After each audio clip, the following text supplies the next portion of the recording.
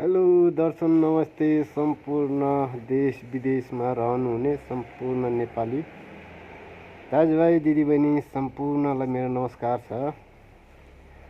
2082 11 महिना 21 गते हुन गइरहेको यो राष्ट्रिय संसद चुनावमा चाहिँ तपाईहरु कहाँबाट को हुनुहुन्छ आफ्नो मत सोच विचार गरेर हालिदिनु होला।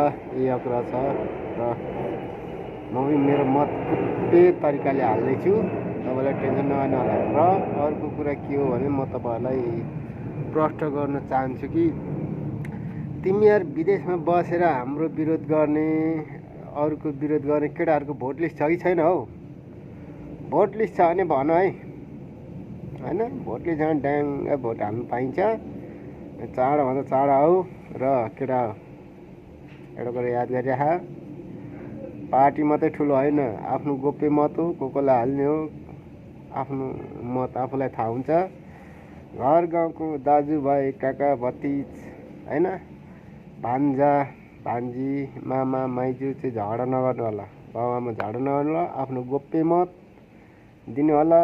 म त कसैलाई पनि भोट देऊ भने भन्दिनँ, किनभने भोलि गएर तपाईहरुको गलत मत, तपाईहरु गलत मान्छेलाई भोट दिनु भने तपाईहरु आफै बिग्रिने हो, डुब्ने हो। मलाई त केही पनि छैन र सही मान्छे, सही पार्टी, सही सिद्धान्त भएको मान्छेलाई भोट दिनु होला, त्यही अनुरोध छ।